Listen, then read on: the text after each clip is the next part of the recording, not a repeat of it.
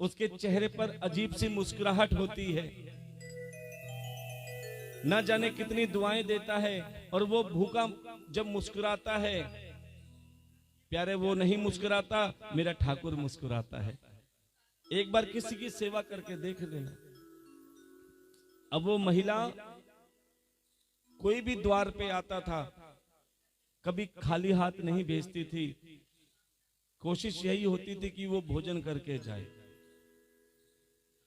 एक बार ठाकुर की ऐसी कृपा हुई कि एक सिद्ध महात्मा उसके द्वार पे आ गए। देखो, संत महात्मा ऐसे किसी के चरण घर में नहीं पड़ते जब तक गोविंद की कृपा नहीं होती।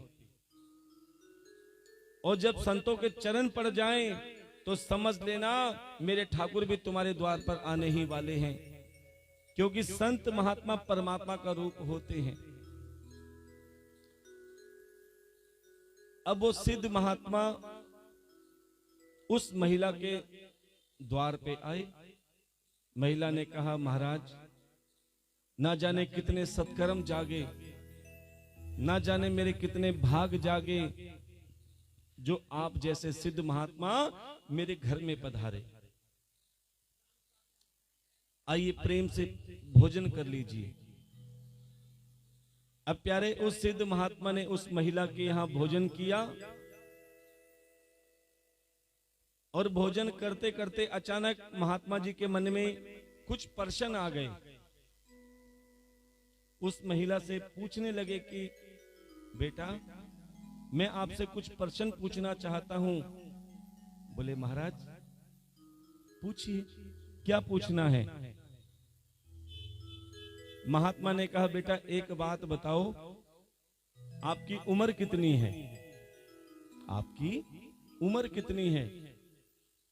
उस महिला ने कहा, महाराज मेरी उम्र 80 साल है। कितनी? जोर से बोलना पड़ेगा। 80 साल। अच्छी बात है। बोले, मेरा दूसरा प्रश्न, तुम्हारे बच्चे कितने हैं? बोले, महाराज मेरे 4 बेटे हैं। कितने? 4। बोले, मेरा तीसरा और आखिरी प्रश्न, तुम्हारे पास धन दौलत कितनी है? इतना सुनते ही महिला मुस्कुराने लगी। बोले, महाराज सच बताऊं या झूठ बताऊं? बेटा सच बताओ। बोले, अभी अभी मुआवजा मिला है। अभी अभी मुआवजा मिला है, करोड़ों रुपए हैं मेरे पास। महात्मा जी बड़े प्रसन्न हुए कि सच बात बताई। जैसे ही महात्मा जी भोजन करके उठने ही जा रहे थे, महिला ने चरण छुए। इतने में महिला के पति देव भी आ गए। महिला के पति ने भी बड़े भाव से चरण छुए महात्मा जी के।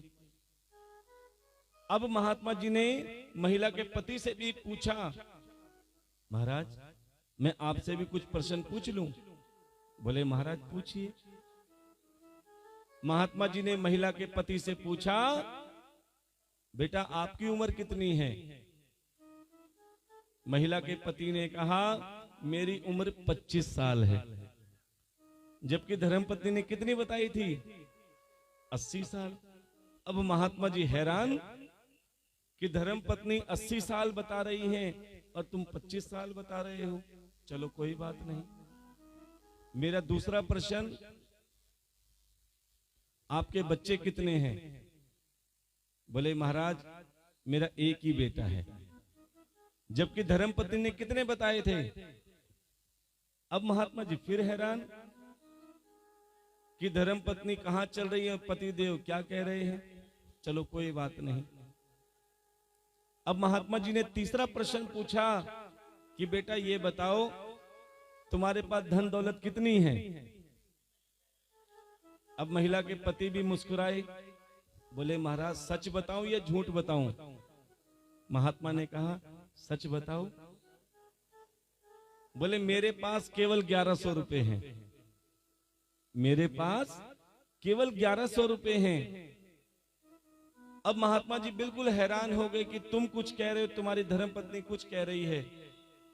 तब महिला के पति ने कहा, महाराज मैं भी सही कह रहा हूं और मेरी धर्मपत्नी भी सही कह रही है। बोले कैसे? बोले मेरी धर्मपत्नी ने 80 साल उम्र बताई, वो अपनी जगह ठीक है, लेकिन मैं अपनी उम्र 25 साल बता रहा हूं। क्यों? क्योंकि मुझे गुरु दीक्षा लिए हुए केवल 25 साल हुए हैं। क्योंकि प्यारे, जब गुरु दीक्षा ली जाती है असली जन्म तो तभी आरंभ होता है। वैसे इंसान के जीवन में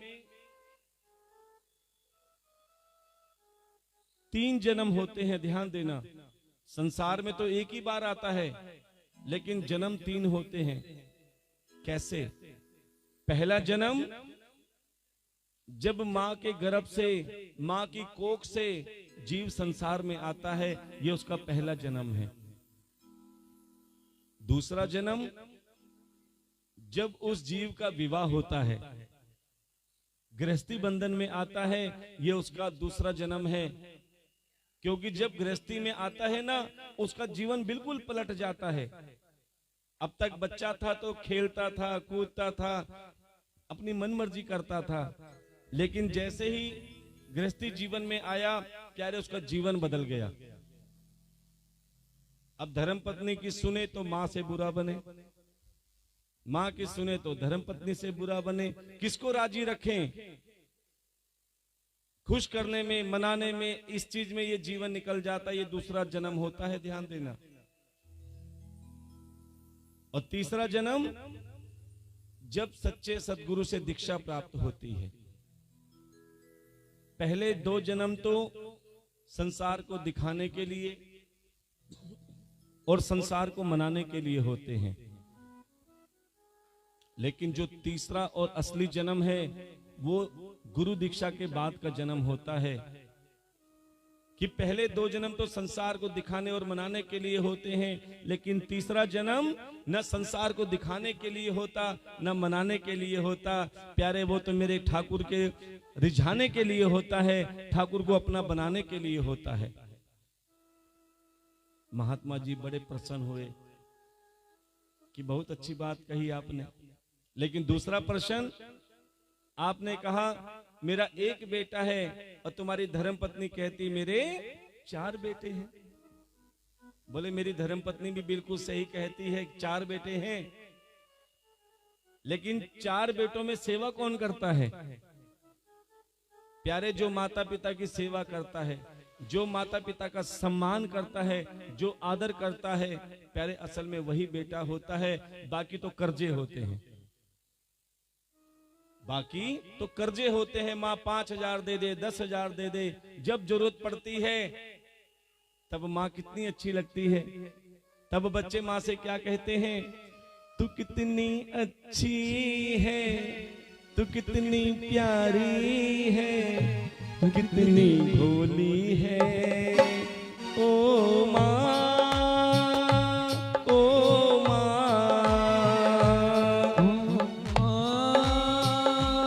प्यारी माँ।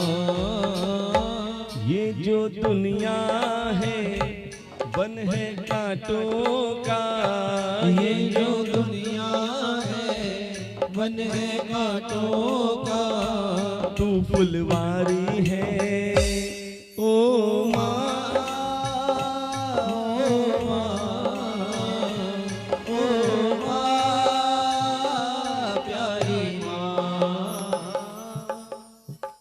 जहां पैसे जेब में आए बाय बाय। प्यारे, कि वो होते हैं कर्जा, जो तुम पिछले जन्म में किसी का लेकर आए थे। कईयों में एक आदत होती है, पैसे लेने के बाद अब तेरे में हिम्मत है तो लेके दिखा। वो उस समय तो बड़ा खुश होता है कि देखो मैंने उसके पैसे मार लिए, लेकिन प्यारे उसका ब्याज भी बढ़ता रहता है।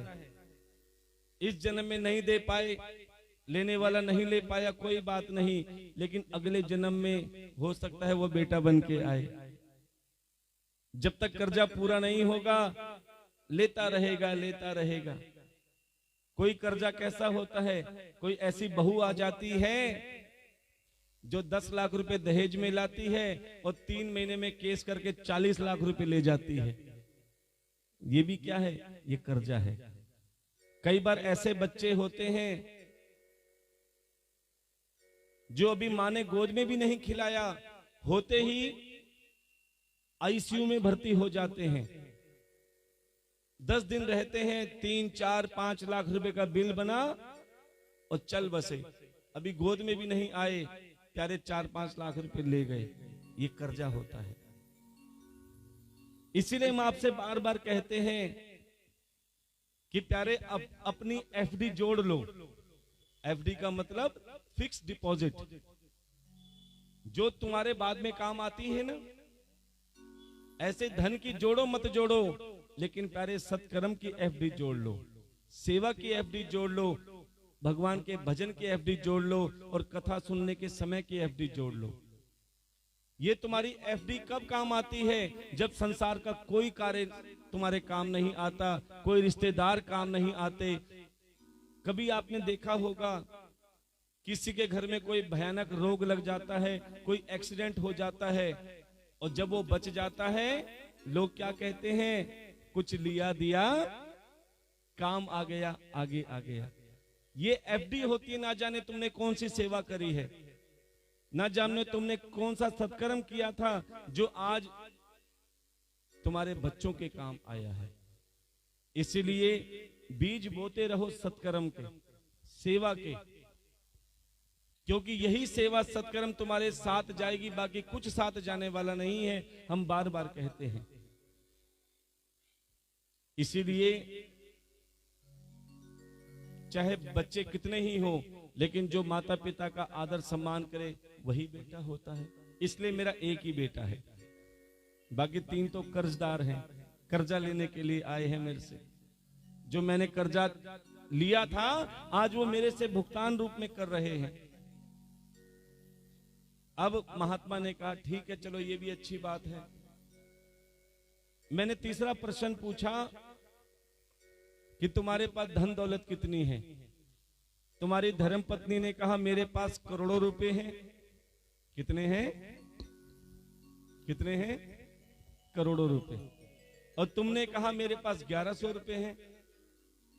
बोले मेरी धर्म पत्नी बिल्कुल सही कह रही है कि उसके पास करोड़ों रुपए हैं, लेकिन वो उसके नहीं है। अलमारी में रखे होंगे, बैंक में रखे होंगे या लॉकर में रखे होंगे। ये दिखने में तो उसके हैं, लेकिन असल में उसके नहीं है। जब उसका अंत समय आएगा, सब धरा का धरा रह जाएगा, ये उसके नहीं है। लेकिन हाँ, मैं 1100 रुपए अपने बता रहा हूं, क्योंकि मैं भागवत कथा में गया था और भंडारे में 1100 रुपए दे के आया हूं। और कहते हैं जो तुम्हारे हाथों से सेवा निकलती है प्यारे, केवल वही तुम्हारी होती है, इसके अलावा तुम्हारा कुछ भी नहीं है। चाहे मुख से भजन करो वो तुम्हारा अपना है, चाहे किसी की सेवा करो वो तुम्हारी अपनी है, बाकी सब ये दिखावा है, ये छलावा है कि जो दिख रहा है, जिसको तुम अपना समझते हो प्यारे, वो तुम्हारा अपना भी नहीं है। और जो सामने अपना बनने को तैयार है, उसे तुम बनाने को तैयार नहीं। अरे कई लोग तो कहते हैं कि 7 दिन कथा में आएंगे तो कमाएंगे क्या और खाएंगे क्या। हमारा काम इतना बढ़िया चल रहा है, 7 दिन कथा में आएंगे तो हमारा काम चौपट हो जाएगा, फिर हम कमाएंगे क्या और खाएंगे क्या। बड़े ध्यान से सुनना। अरे तुम तो 7 दिन की बात कर रहे हो कि 7 दिन कथा में आएंगे तो कमाएंगे और खाएंगे क्या। कभी सोचा है जब तुम मां के गर्भ में थे, कितने दिन, कितने महीने? 9 महीने। उस समय क्या कमाने जाते थे? उस समय क्या करते थे? तुम्हारी कौन पालन पोषण करता था? किसने व्यवस्था बनाई?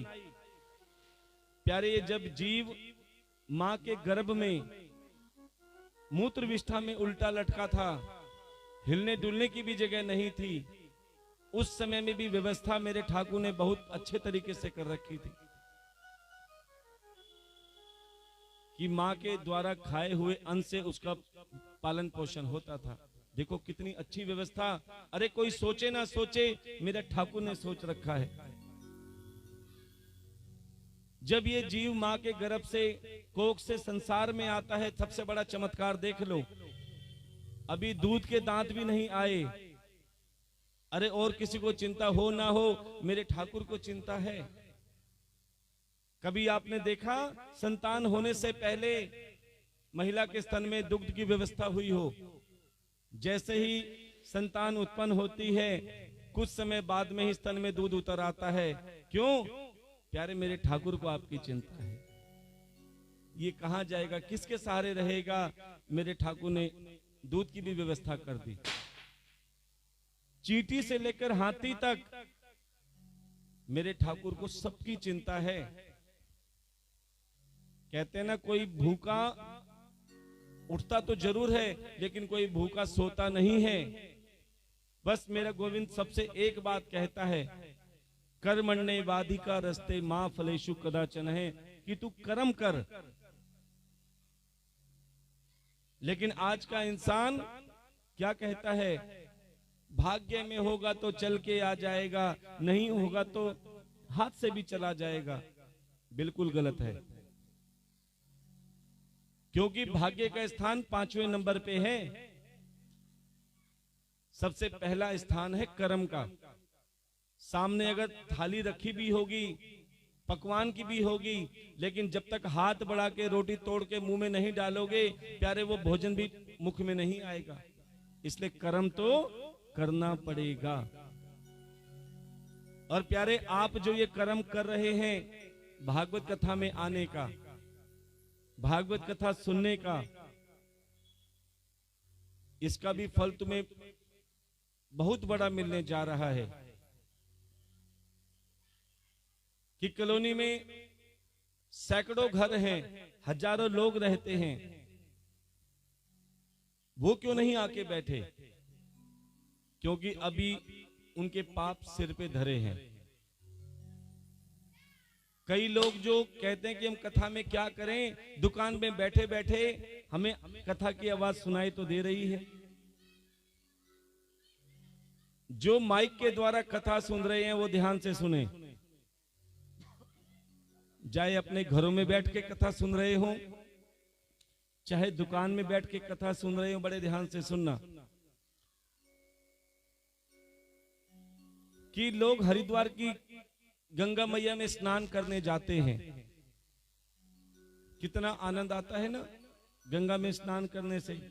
लेकिन वही गंगा मैया जब तुम्हारे घर में टीवी में दिखाई देती है, वही गंगा मैया जब तुम्हारे घर में टीवी में दिखाई देती है, प्यारे गंगा मैया दिखेगी तो सही, लेकिन स्नान नहीं कर पाओगे। क्या टीवी में स्नान कर पाओगे? स्नान करने के लिए कहां जाना पड़ेगा? हरिद्वार की गंगा में। इसी प्रकार भागवत कथा की ज्ञान गंगा में स्नान करने के लिए प्यारे व्यासपीठ के पंडाल में आना पड़ेगा। माइक के द्वारा कथा सुनना टीवी में गंगा मैया देखने के बराबर है। प्यारे, सुन तो सकते हो लेकिन स्नान नहीं कर सकते। अगर सेवा की गंगा के साथ ज्ञान की गंगा में भी गोते लगाने हैं तो भागवत कथा पंडाल में आकर व्यासपीठ के सामने बैठकर प्यारे जो आनंद आता है ना। कई कहते हैं महाराज हम तो घर में बैठ के टीवी में भागवत कथा सुन लेते हैं, चाहे प्रदीप मिश्रा जी की हो, चाहे देवकी नंदन जी की हो, चाहे अनिरुद्धाचार्य या कोई भी सदगुरु महाराज की, बहुत अच्छी बात है। लेकिन आज तुम्हें सौभाग्य मिलने जा रहा है कि व्यासपीठ के सामने बैठकर कथा सुनने का।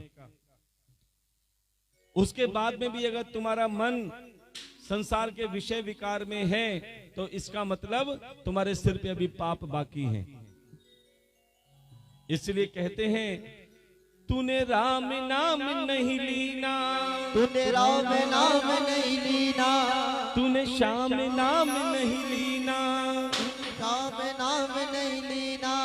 इस भरी जवानी में अरे तो डूब के मर जा रे, चुल्लू भर पानी में अरे तो डूब के मर जा रे, राम नाम नहीं लीना, राम नाम नहीं लीना, तूने श्याम नाम नहीं लीना, तूने श्याम नाम नहीं लीना। इस भरी जवानी में अरे तू डूब के मर जा रे, चुल्लू भर पानी में, पानी में डूब के मर जा रे, चुल्लू भर पानी। जरा उठाइए अपने हाथों को, तालियों की सेवा में लगाइए।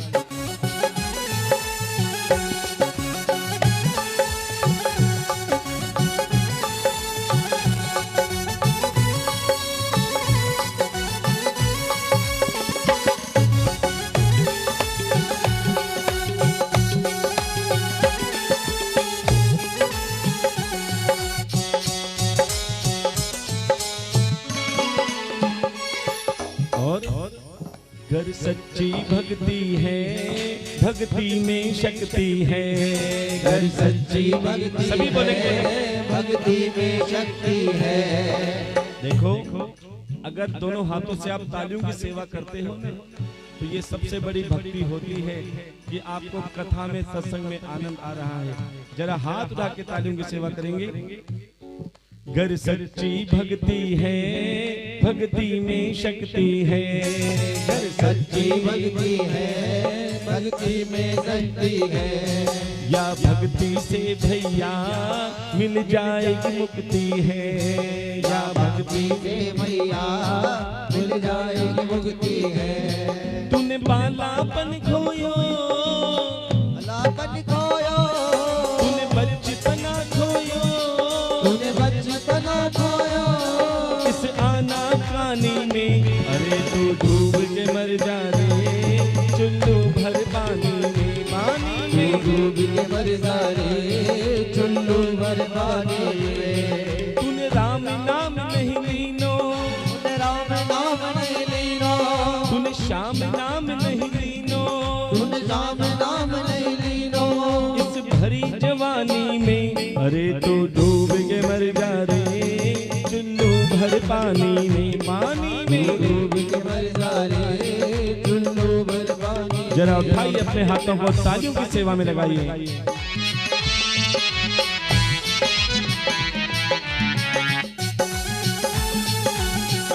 बांके बिहारी लाल की।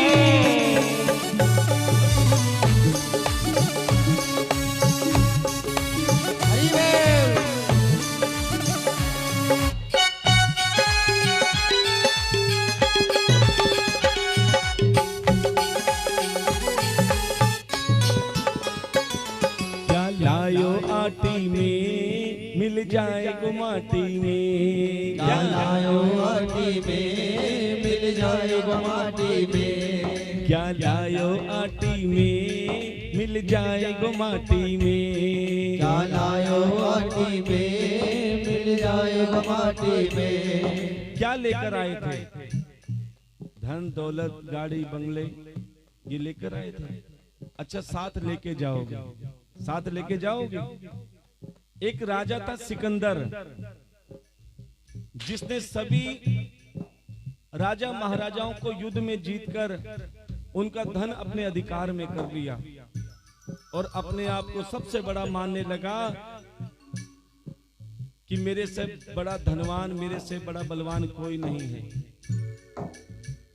लेकिन धीरे धीरे कहते हैं हर चीज नश्वर है, चाहे वो शक्ति हो, चाहे बल हो, चाहे सुंदरता हो।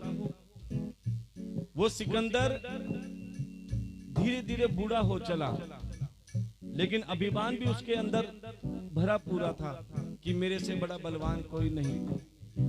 लेकिन अंत समय में जब उसको लगा कि अब मेरा शरीर साथ नहीं दे रहा, मुझे काल रूपी ग्रह ने जकड़ लिया है, उसने अपने मंत्री को बुलाया कि मंत्री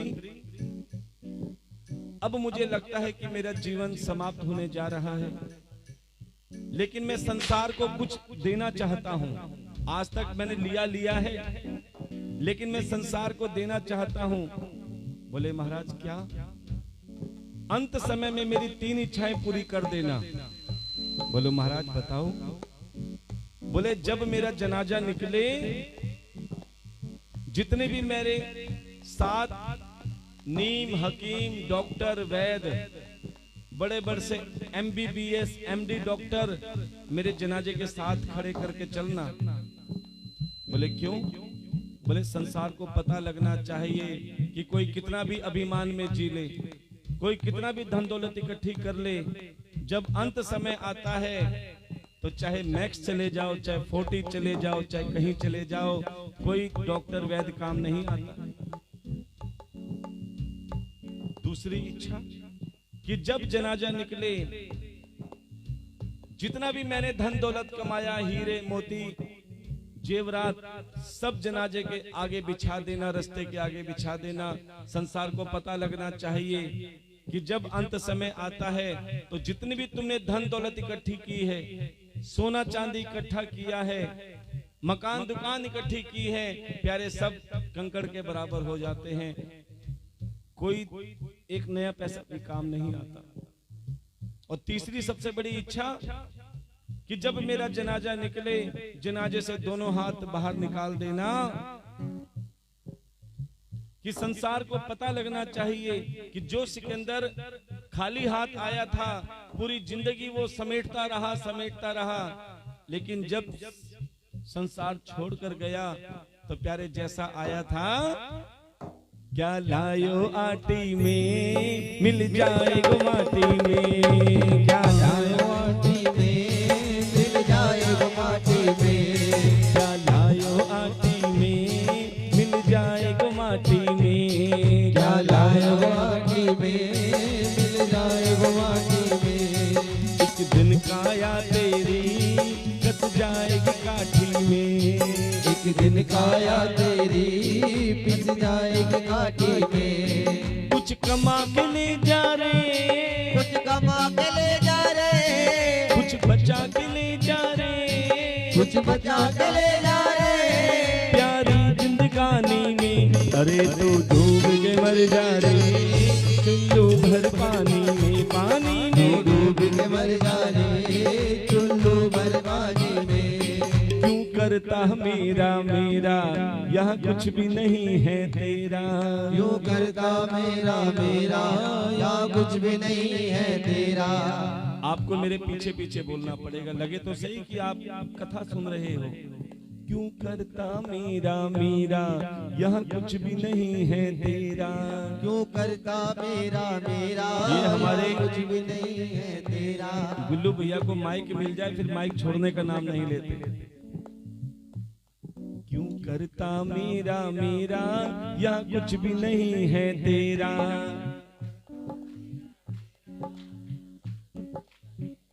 हम देखो आपसे ज्यादा माताओं की आवाज आ रही है, एक बार आप भी जरा बोल के दिखाओ।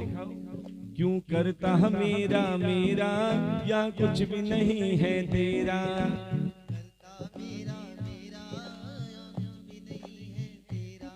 एक दिन होगा भैया तेरा मरघट पे डेरा, एक दिन होगा भैया तेरा मरघट पे डेरा। इसीलिए कहते हैं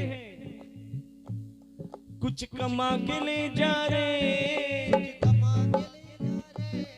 कुछ कमा के ले जा रे, कमा के ले जा रे। क्या कमा के ले जा?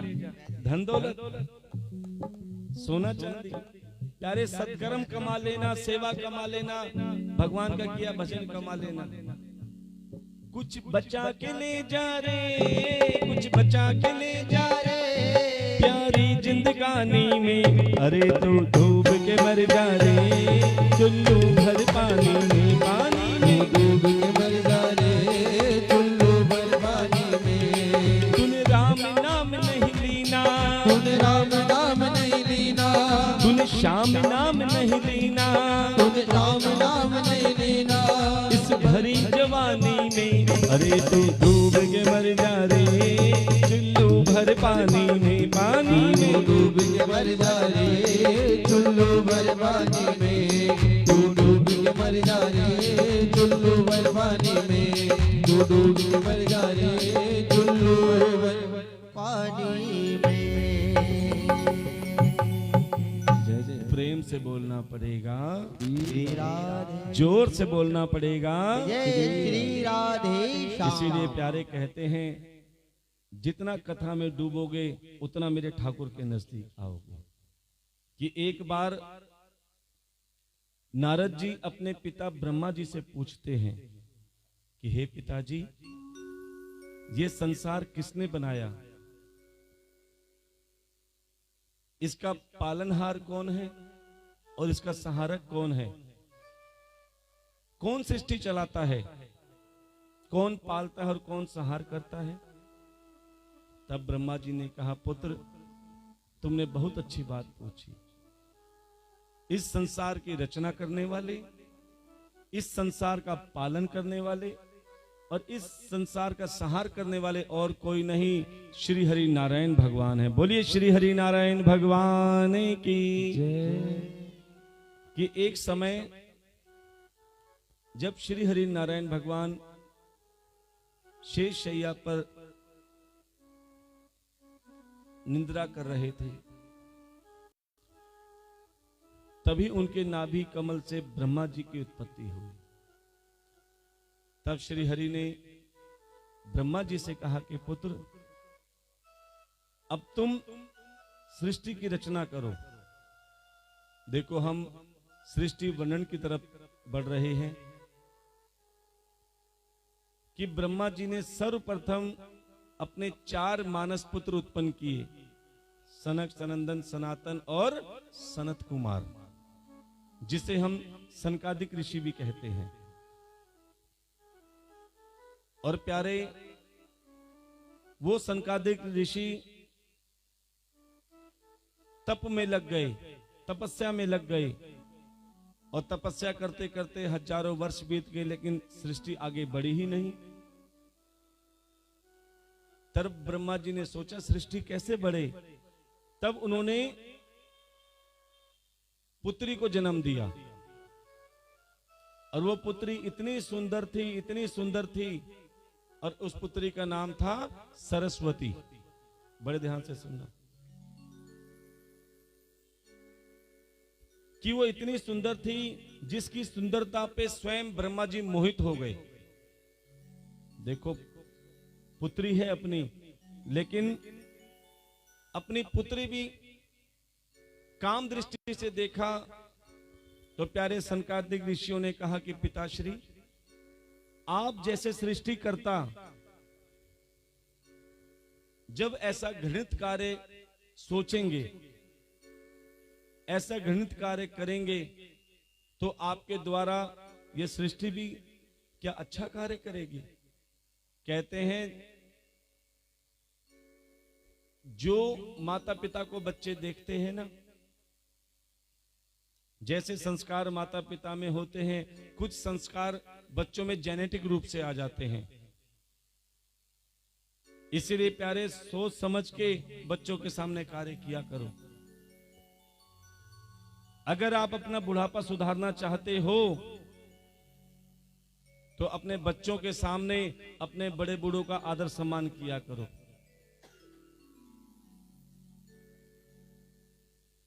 कई जगह ऐसा देखा जाता है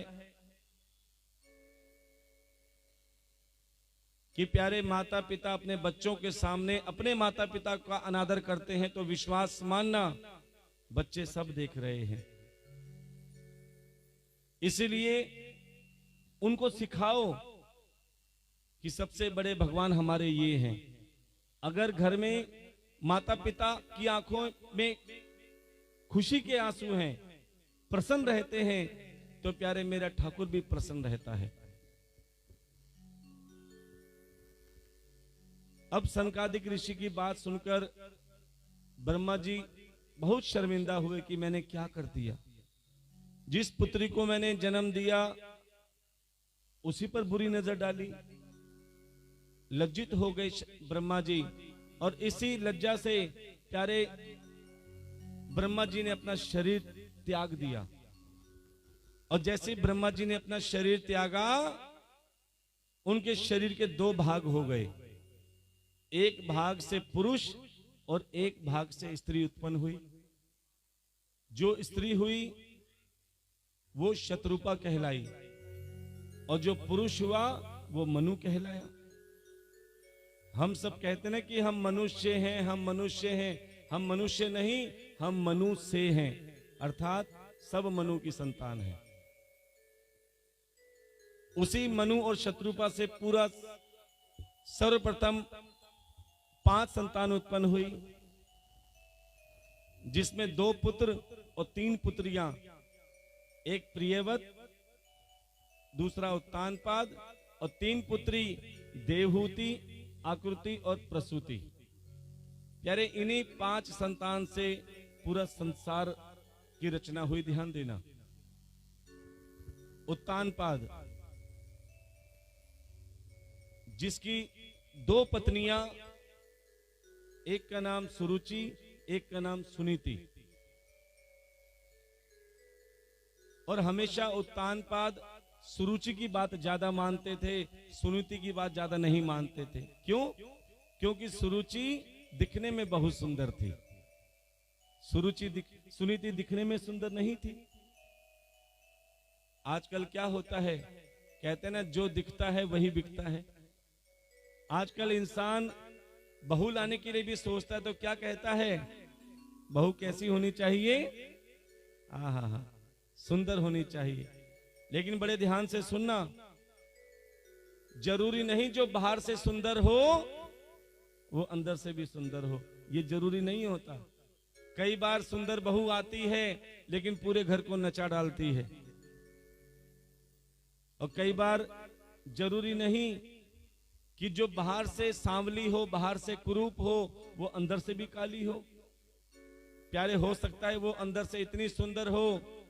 और ये देखा भी गया है कि जो दिखने में सुंदर नहीं होती, प्यारे, वो पूरे घर को भी बांध के रखती हैं, भले वो दिखने में सुंदर ना हो। कि एक कुम्हार मिट्टी से चिलम बना रहा था। चिलम समझते हो क्या होती है? हाँ, हमारी दीदी इशारा भी कर रही है कि ये होती है। बहुत अच्छी बात है, क्योंकि प्रैक्टिकली होना चाहिए। कि एक कुम्हार मिट्टी से चिलम बना रहा था और मिट्टी रो रही थी। ऐ कुम्हार, तू ये क्या बना रहा है? चिलम, जिससे मैं खुद भी जलूंगी और दूसरों को भी जलाऊंगी। इतने में क्या हुआ, कुम्हार का मन पलट गया। उसने वही चिलम वाली मिट्टी दोबारा से रौंदी और उसी मिट्टी से सुराही बनानी चालू कर दी। सुराही समझते हो ना? जैसे ही सुराही बनाई, राधे राधे दीदी, हमारी गीता दीदी के लिए जोरदार तालियों का स्वागत करेंगे, जो ठाकुर जी के दर्शन के लिए गुड़मंडी से दर्शन के लिए आई हैं। और प्यारे,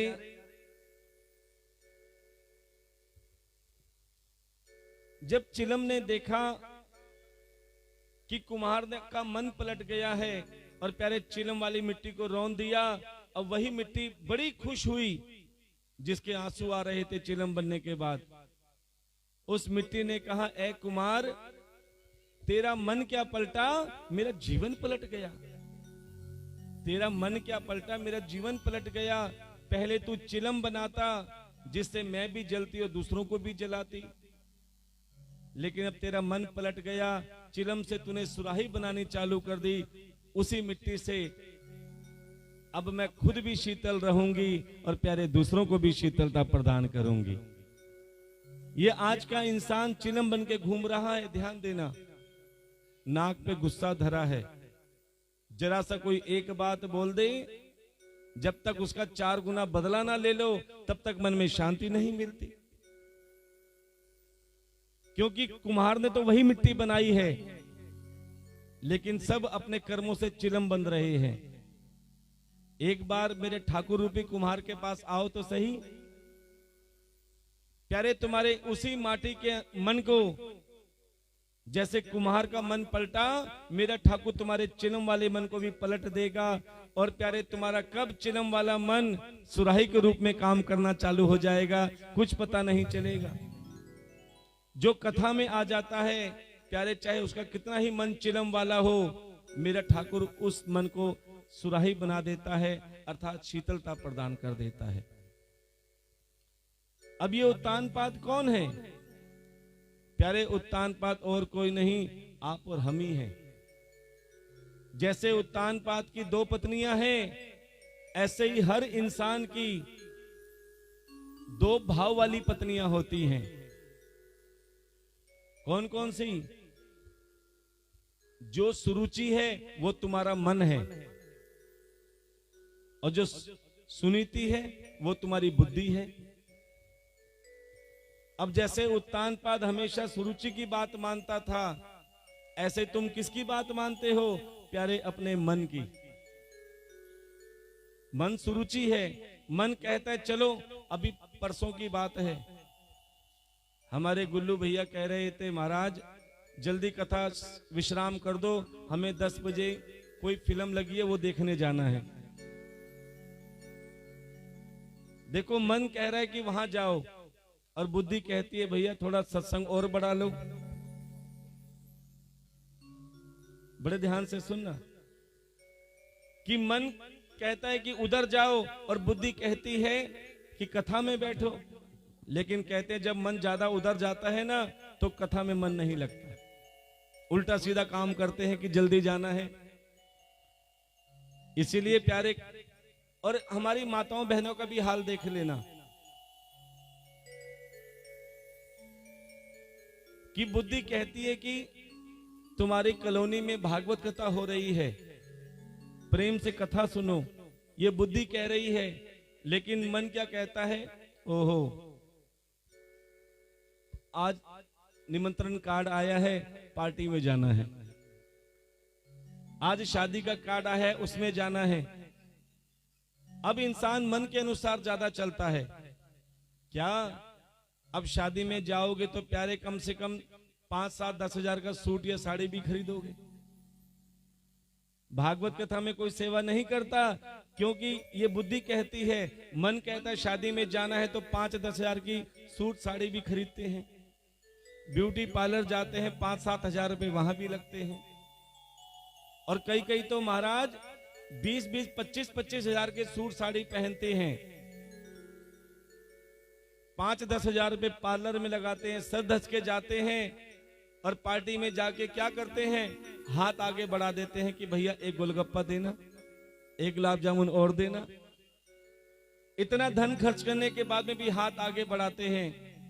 प्यारे, अगर भागवत कथा में आओगे तो तुम्हें हाथ बढ़ाने की जरूरत नहीं फैलेगी। मेरा ठाकुर तुम्हारी बिन मांगे तुम्हारी झोलियां भर देगा, थोड़ी सी बुद्धि से भी काम करोगी। इसीलिए उत्तानपाद अपने सिंहासन पर बैठे हुए थे। इतने में सुरुचि का पुत्र उत्तम उत्तानपाद के सिंहासन पे जाके उनके पट पे बैठ गया, गोदी में बैठ गया। अब सुनीति का पुत्र कौन? ध्रुव। उसका भी मन हुआ कि मैं भी अपने पिता की गोद में बैठूं। जैसे ध्रुव अपने पिता उत्तानपाद की गोद में बैठने जा रहे थे, तभी सुरुचि ने फट दे के हाथ पकड़ा और गोदी से नीचे उतार दिया। कहां बैठने जाता है? बोले मां, मैं अपने पिता की गोद में बैठने जा रहा हूं।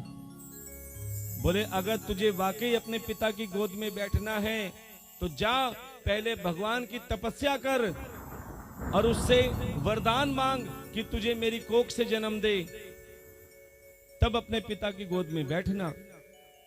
प्यारे, इतना सुनते ही ध्रुव रोते रोते अपनी मां सुनीति के पास आए। सुनीति ने पूछा, बेटा क्या हुआ? बोले मां, मैं अपने पिता की गोद में बैठने जा रहा था, तभी सुरुचि मां ने हाथ पकड़ के नीचे उतार दिया और कहा कि अगर अपने पिता की गोद में बैठना चाहता है तो पहले श्री हरि का तप कर, उनसे वरदान मांग कि तुझे मेरी कोख से जन्म दे, तब जाके अपने पिता की गोद में बैठना। तब सुनीति मां ने अपने पुत्र से कहा कि पुत्र, जो आज तक मैं तुझे प्रेम से नहीं कह पाई, तेरी दूसरी मां ने क्रोध में कह दिया कि जब भगवान की तपस्या कर। प्यारे ऐसे पिता की गोद में क्या बैठना जो बार बार चढ़ाए और बार बार उतारे। ऐसे परम पिता की गोद में बैठ जाना जो एक बार चढ़ जाए तो कोई उतारने वाला ना हो। प्यारे ऐसे परम पिता परमात्मा की गोद में बैठना। सुनीति मां की बात सुनकर ध्रुव वन में तप करने के लिए चले गए। जैसे वन में जा रहे थे तभी नारद जी का आगमन हुआ।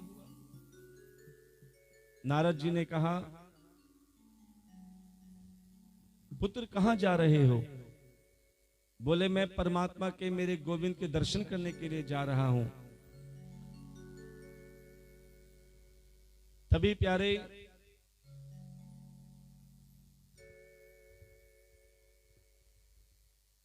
नारद जी ने कहा, तुम्हें ऐसे दर्शन नहीं होंगे। बोले, तुम कौन होते हो मुझे रोकने वाले? बोले, मैं नारद।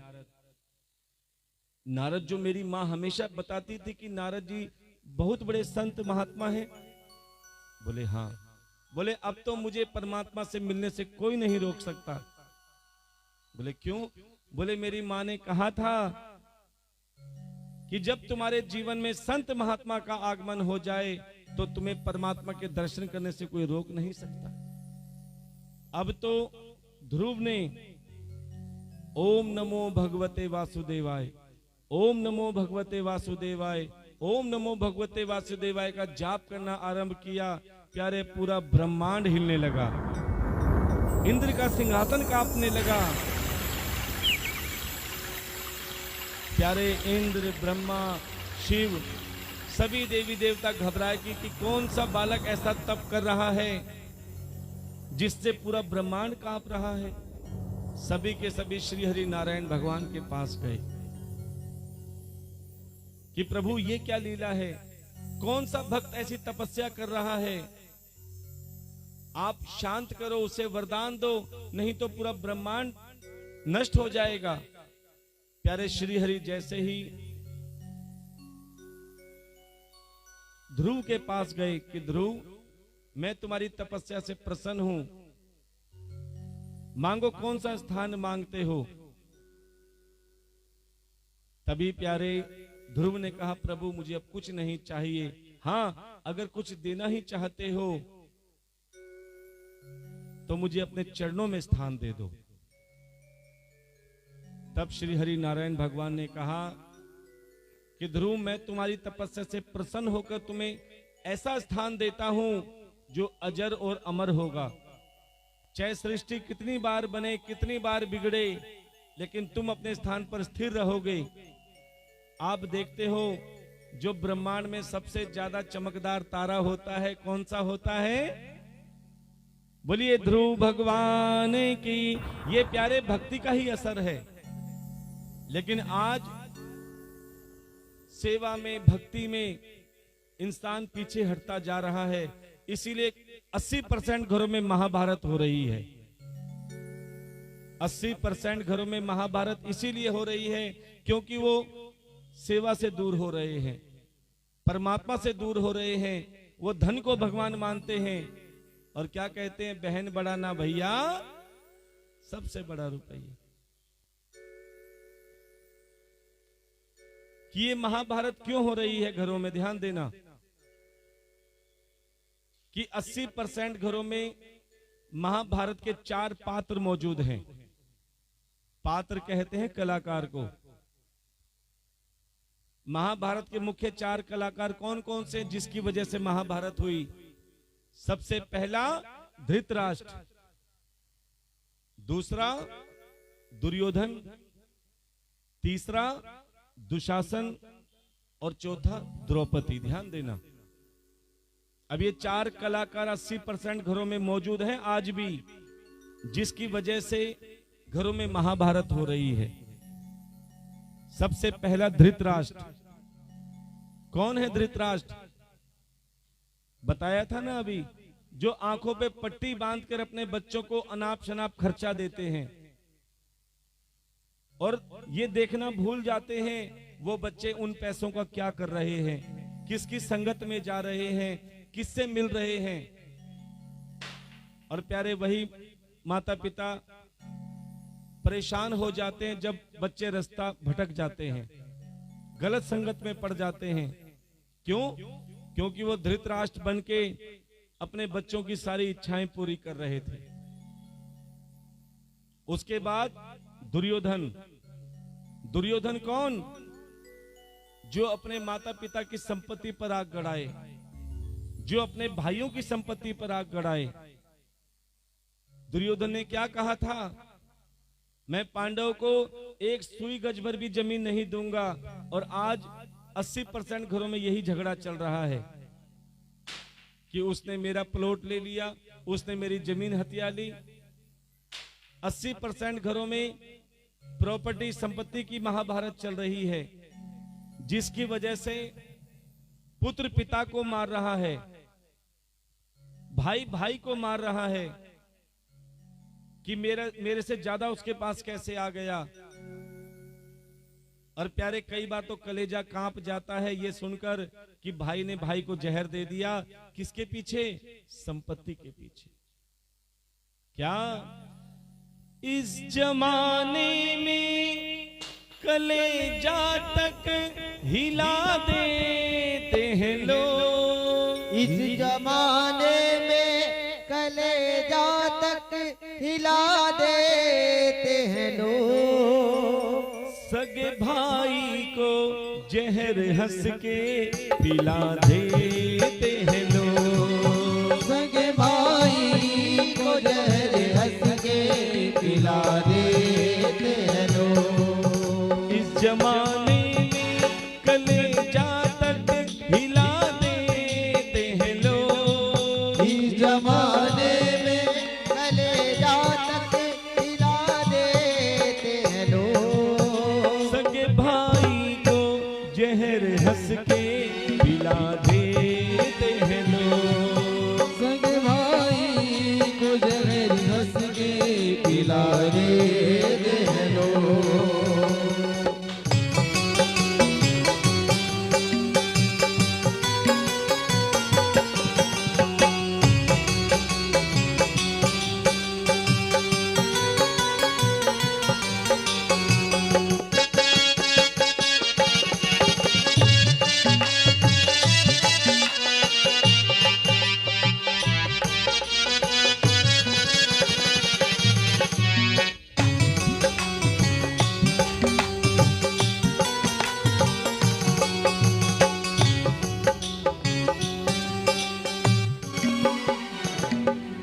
और प्यारे, आज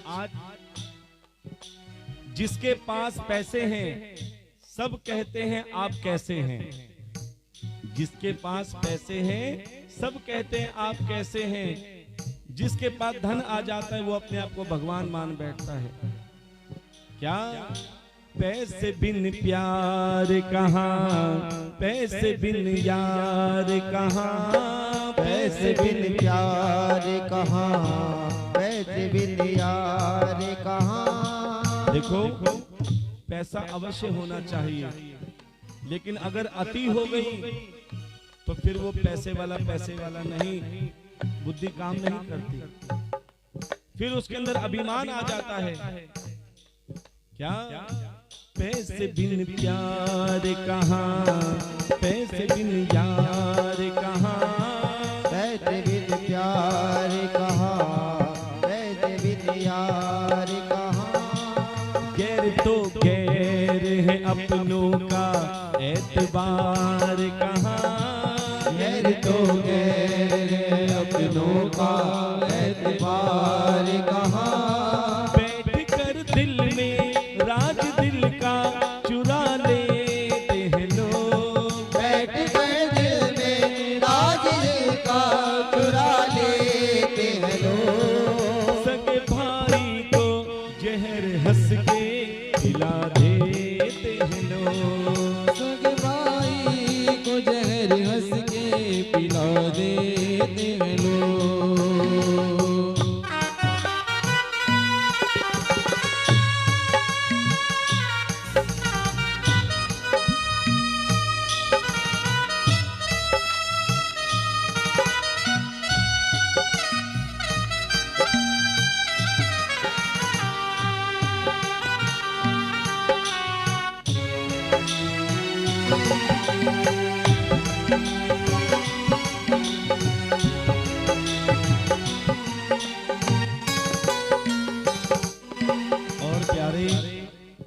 सबसे बड़ा गुरु कौन है?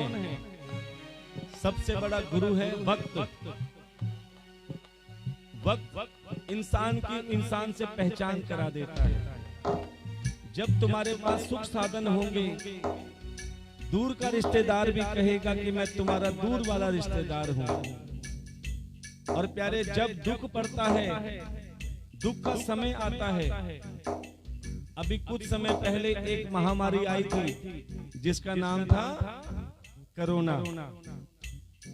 उस समय प्यारे अच्छों की हालत खराब हो गई थी। जो अपने आप को कहते थे हम बहुत बड़े पैसे वाले हैं, उनकी भी बुरी हालत हो गई क्योंकि काम धंधा चौपट हो गए। उस समय जब हमने सबकी मदद करी और जब हमको किसी की जरूरत पड़ी, प्यारे दरवाजे बंद हो गए, फोन नंबर डिलीट कर दिए, लोगों ने पहचानना भूल गए। तब पता चला कि वक्त इंसान की इंसान से पहचान करा देता है। क्या वक्त पड़ता है तो सब यार बदल जाते हैं। वक्त पड़ता है तो सब यार बदल जाते हैं। वक्त पड़ता है तो सब यार बदल जाते हैं। वक्त पड़ता है तो सब यार बदल जाते हैं। यार क्या चीज है, घर वाले बदल जाते हैं।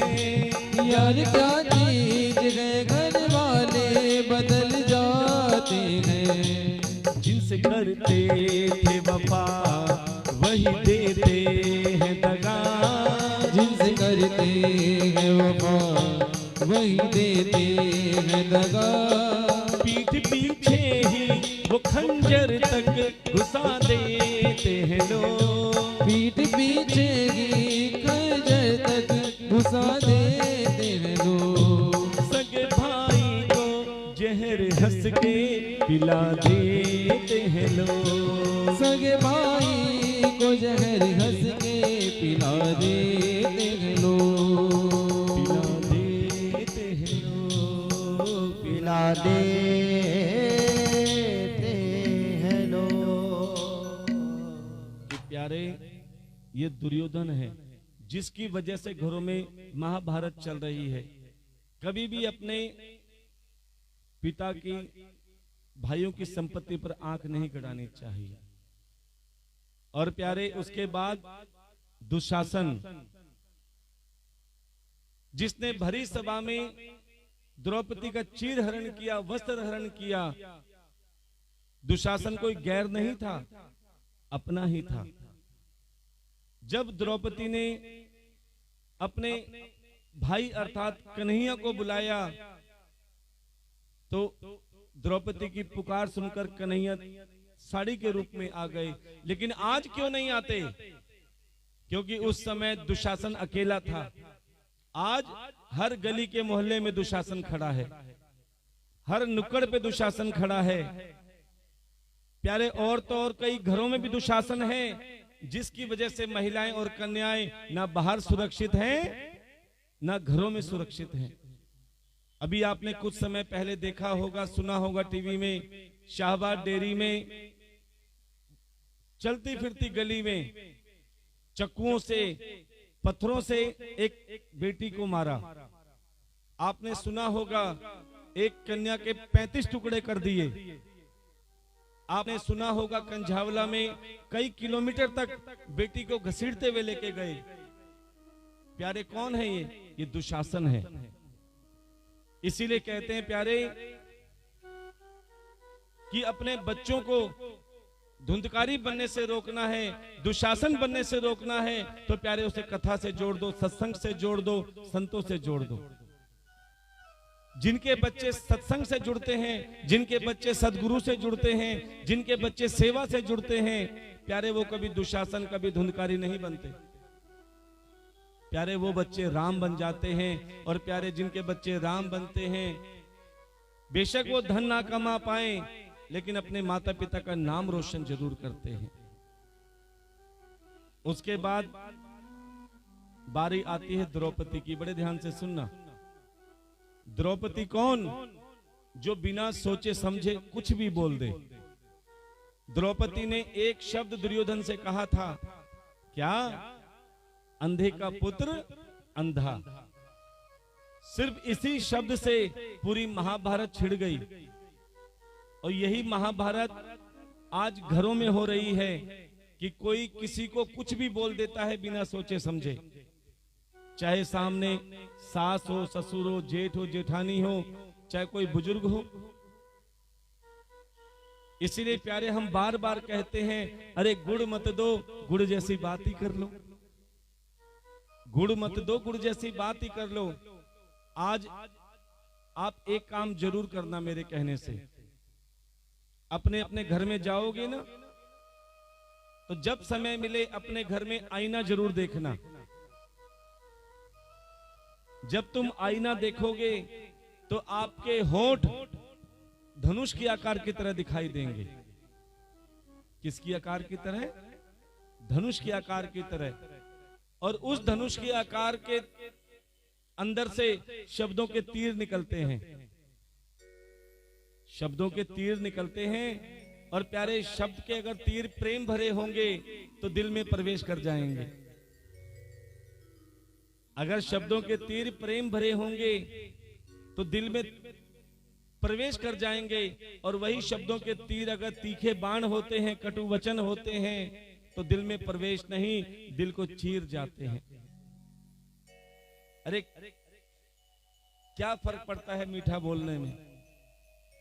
तुम्हारी जेब में कितने पैसे रखे हैं किसी को नहीं पता, लेकिन अगर तुम्हारा स्वभाव अच्छा है तो तुम्हारे स्वभाव की खुशबू पूरे कॉलोनी में आती है। इसीलिए प्यारे कहते हैं, जिस घर में मिठास नहीं होती उस घर में चींटियां भी नहीं आती। संत महात्मा और परमात्मा तो बहुत दूर की बात है। इसीलिए प्यारे अपनी वाणी में मिठास घोल लो। प्यारे शरीर एक दुकान है। बड़े ध्यान से सुनना। शरीर एक दुकान है, जुबान इसका ताला है। शरीर एक दुकान है, जुबान इसका ताला है। और जब जुबान रूपी ताला खुलता है तो पता चलता है कि दुकान सोने की है या कोयले की है। इसीलिए प्यारे अपने स्वभाव में, अपनी वाणी में हमेशा मिठास रखो। और प्यारे जो हंसते खेलते भगवान के करीब आता है। अच्छा ये बताओ, आपके बच्चे आपको मुंह फुलाते अच्छे लगते हैं या हंसते खेलते?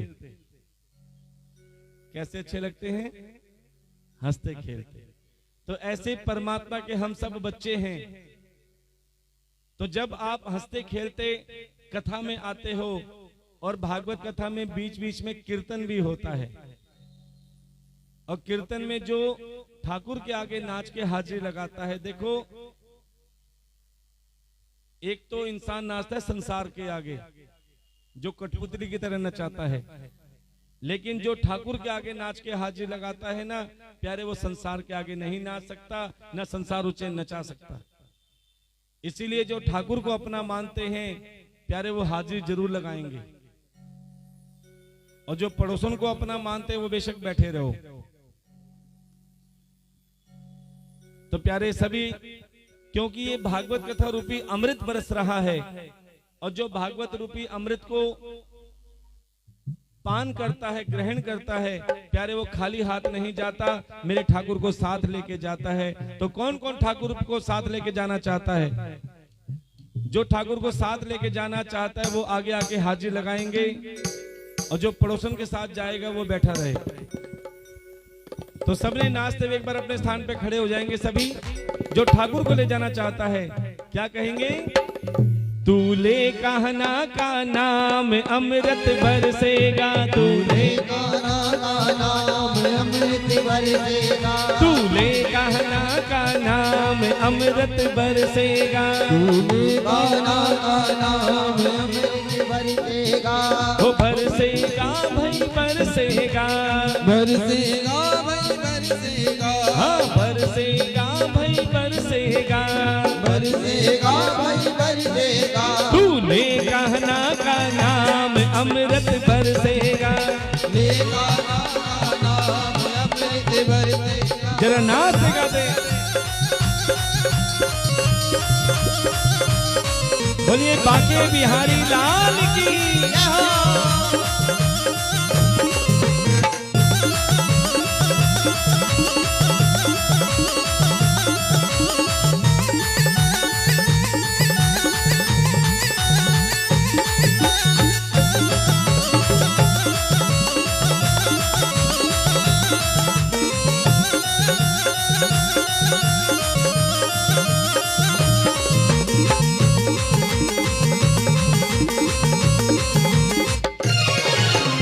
ये दुनिया तेरे साथ चलेगी, ये दुनिया तेरे साथ चलेगी, हाँ ये दुनिया तेरे साथ चलेगी, ये दुनिया तेरे साथ चलेगी। सारी मुसीबत टल जाएगी, सारी मुसीबत टल जाएगी, हाँ सारी मुसीबत टल जाएगी, सारी मुसीबत टल जाएगी। तेरे पूर्ण होंगे काम, अमृत बरसेगा, गाना गाना में अमृत बरसेगा, वो बरसेगा भाई बरसेगा, बरसेगा भाई बरसेगा, हाँ बरसेगा भाई बरसेगा, बरसेगा भाई बरसेगा। तूने कहना का नाम अमृत बरसेगा। तूने गाना गाना में अमृत बरसेगा। हरि बोल।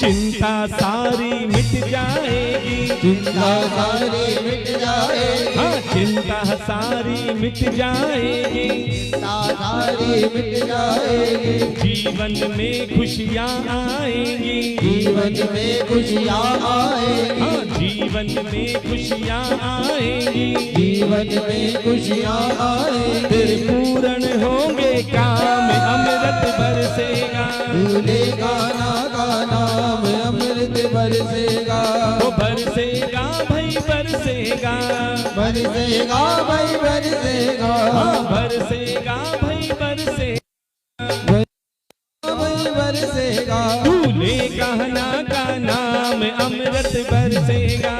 ले गाना गाना में अमृत बरसेगा। राधे राधे राधे राधे राधे राधे राधे राधे राधे राधे राधे राधे राधे राधे राधे राधे। वृंदावन में, राधे राधे वृंदावन में, राधे राधे नंदगांव में, राधे राधे नंदगांव में, राधे राधे बरसाने में, राधे राधे बरसाने में, राधे राधे सबके मन में राधे राधे राधा के प्यारे राधे राधे ओ नंद दुलारे राधे राधे विजयनगर में, राधे राधे विजयनगर में, राधे राधे श्यामलोक में, राधे राधे श्यामलोक में, राधे राधे जरा आगे वालों राधे राधे जरा हाथ उठा लो, राधे राधे जरा पीछे वालों जरा हाथ उठा लो, जरा ताली बजा लो, राधे राधे जरा ताली बजा लो, राधे राधे बजाओ बजाओ बजाओ राधे नाम की ताली, बजाओ राधे नाम की ताली, बजाओ राधे नाम की ताली, बजाओ राधे नाम की ताली। सबके संकट दूर करेगी, सबके संकट दूर करेगी, हाँ सबके संकट दूर करेगी, सबके संकट दूर करेगी। यह बरसाने वाली बजाओ बजाओ बजाओ राधे नाम की ताली, बजाओ राधे नाम की ताली, बजाओ राधे नाम की ताली, बजाओ राधे नाम की ताली। ये सारा पागल खाना है, ये सारा पागल खाना है, ये सारा पागल खाना है, ये सारा पागल खाना है। यहाँ पागल आते जाते हैं, यहाँ पागल आते जाते हैं। अच्छा एक बात बताओ, जो भगवान की भक्ति में रम जाता है ना, चाहे मीरा हो, क्या कहा जाता था, मीरा तो पागल हो गई। ये पागल का मतलब मेंटल नहीं होता, पागल का मतलब होता है जो प्रभु को पाके गल जाए। जैसे पानी में चीनी गल जाती है ना, फिर ना चीनी रहती ना पानी रहता, वो शरबत बन जाता है, वो प्रसाद बन जाता है। ऐसे तुम भी मेरे ठाकुर को पाके गल जाओ। कौन कौन मेरे ठाकुर का पागल भक्त है यहाँ पे?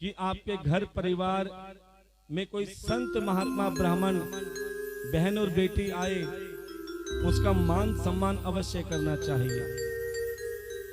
अब आपको दो शुभ कार्य एक साथ हो रहे हैं। एक तो शुभ नवरात्रों में महारानी का आगमन हुआ है और उसके साथ साथ भागवत कथा के रूप में ठाकुर जी का भी आगमन हुआ है। कल साक्षात वामन भगवान के रूप में श्री हरि नारायण भगवान आप सभी के बीच में आएंगे। और जैसे राजा बलि जिसने अपना तन मन धन प्रभु को निछावर कर दिया, मेरे ठाकुर ने उसे वो दिया जो राजा बलि ने सोचा भी नहीं था। तो प्यारे, कल सभी राजा बलि बन के आएंगे और जैसे वामन भगवान का मान सम्मान किया, प्यारे, अगर वो भाव आपके अंदर हो गया तो विश्वास मानो ठाकुर आपसे दूर नहीं है। ये कथा आप सभी के सहयोग से हो रही है, जिसमें हमारे सभी भाई बंधु, नाम बताए थे ना, लांबा जी और कोहली साहब, एक बार जोरदार तालियों का स्वागत करेंगे। एक बार थोड़ा नाम हमें बता दीजिए, एक बार थोड़ा सा आगे बता दीजिए। हाँ जी, खन्ना जी, एक बार इनके लिए भी जोरदार, एक बार थोड़ा व्यासपीठ पे आ जाएंगे तो ज्यादा अच्छी बात है। कृष्णा बैंड वाले राजू भैया जी के लिए एक बार जोरदार तालियों का स्वागत करेंगे। लुम्बा जी के लिए भी जोरदार तालियों का। देखो, सबसे बड़ी बात है, सहयोग सब कर रहे हैं, लेकिन जो कहते हैं निमित्त बन के आगे होते हैं ना, कि हम खड़े हैं, कहते हैं जब इंजन जब सॉलिड होता है तो डब्बे अपने आप जुड़ जाते हैं। गोस्वामी जी, अमित वाडिया जी, संजय दीक्षित जी और समस्त विजयनगर वासियों के लिए एक बार जोरदार तालियों का स्वागत करेंगे। सेवा कीजिए सभी। और हमारी माताएं बहनें और विक्की भैया जी और जोड़ा सेवा पे बॉबी अंकल जी और पूरी टीम के लिए हार्दिक शुभकामनाएं। और इन सबकी सेवा के लिए भी जोरदार तालियों का स्वागत करेंगे। जो आप सबकी कहते हैं, भगवान कहते हैं तुम हमारी सेवा करो या मत करो, जो मेरे भक्तों की सेवा करते हैं समझना मेरी सेवा अपने आप हो जाती है। इन्होंने अपने सबसे बड़ा समय निकालकर, उससे बड़ा अपने तन मन धन से सबसे सेवा करवाई है। और इनकी सेवा की ज्ञान गंगा में जो प्रसाद की सेवा या भंडारे में सेवा करना चाहे, वो हमारे लांबा जी या मोंटी भैया से संपर्क करके प्यारे इस कार्य को हम तो कहते हैं कि आसमान तक पहुंचाएं, क्योंकि जितना भगवान कहते हैं भाव होता है, भगवान उससे ज्यादा उसका कार्य करता है। तो प्यारे, आप सभी इस शुभ कार्य से जुड़कर जो ये कार्य कर रहे हैं, अन्नदान के रूप में, भंडारे के रूप में, जो रोज प्रसाद की विशाल सेवा हो रही है, जो भी इस सेवा से जुड़ना चाहे वो अपनी सेवा हमारे मोंटी भैया और लांबा जी को अर्पण करके प्यारे इस शुभ कार्य से जुड़ सकते हैं। तो आइए बड़े भाव से व्यवस्था बनाते हुए, एक तरफ हमारे भाई बंधुओं की लाइन और एक तरफ हमारी माताओं की लाइन, क्योंकि जितना व्यवस्था से काम होगा उतना ठाकुर जी प्रसन्न होंगे।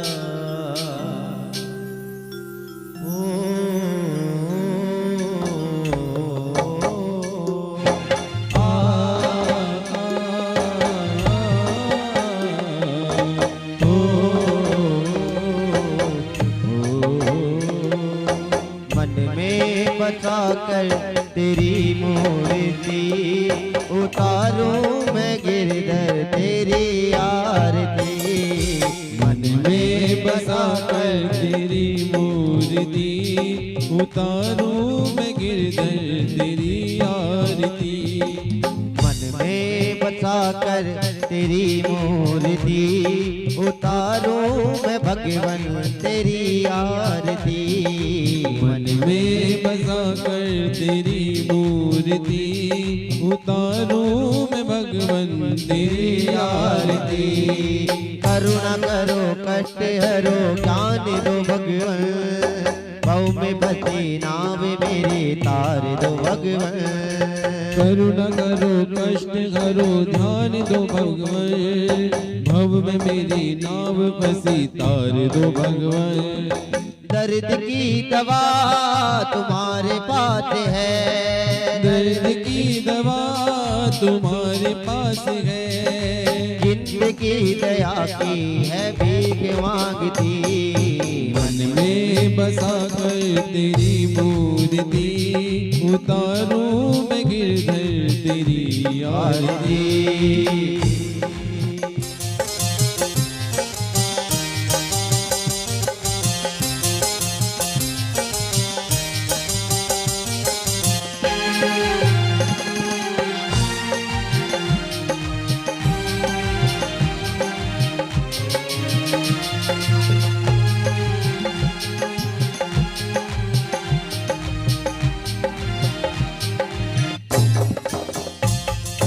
मांगो तुझसे क्या मैं यही सोचूं भगवन, जिंदगी जब नाम तेरे कर दी है अर्पण। मांगो तुझसे क्या यही मैं सोचूं भगवन, जिंदगी जब नाम तेरे कर दी है अर्पण। मांगो तुझसे क्या मैं यही सोचूं भगवन, जिंदगी जब नाम तेरे कर दी है अर्पण।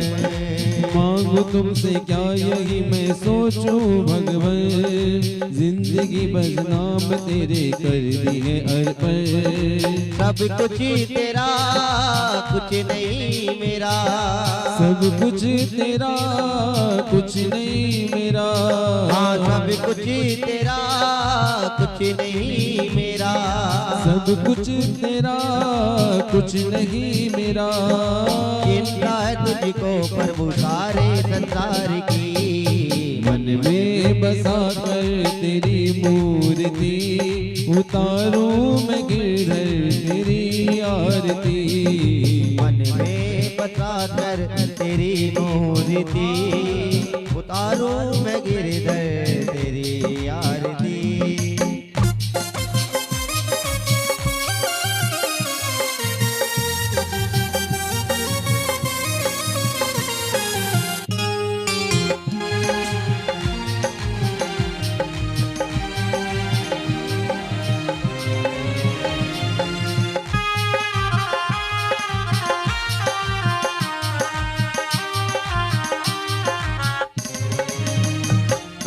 वेद तेरी महिमा गाए संत करे ध्यान, नारद गुणगान करे खेल वीणतान। वेद तेरी महिमा गाए संत धरे ध्यान, नारद गुणगान गाए छेड़ वीणतान। वेद तेरी महिमा गाए संत करे ध्यान, नारद गुणगान करे खेल वीणतान। वेद तेरी महिमा गाए संत धरे ध्यान, नारद गुणगान गाए छेड़ वीणतान। भक्त तेरे द्वार करते हैं पुकार, भक्त तेरे द्वार करते हैं पुकार। भक्त तेरे द्वार करते हैं पुकार, भक्त तेरे द्वार करते हैं पुकार। दास व्यास तेरी उतारे आरती, मन में बसा कर तेरी मूर्ति, उतारूं मैं गिरधर तेरी आरती। मन में बसा कर तेरी मूर्ति, उतारूं मैं गिरधर तेरी आरती। उतारूं मैं गिरधर तेरी आरती, उतारूं मैं गिरधर तेरी आरती। कर्पूरगौरम करुणावतारम संसारतारम भुजगेन्द्र आरम तथावदत्तम हृदयरविन्दे भवं भवामि सहितं नमामि। त्वमेव माता च पिता त्वमेव, त्वमेव बन्धु च सखा त्वमेव, त्वमेव वेद्या सर्वं त्वमेव, त्वमेव सर्वं मम देव देव। हरे रामा राम राम हरे हरे, हरे राम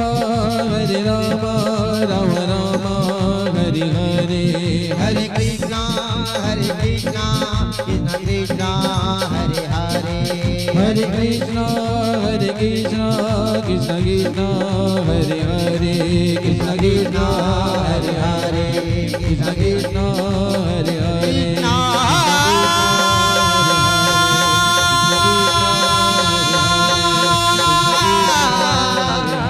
Hare Krishna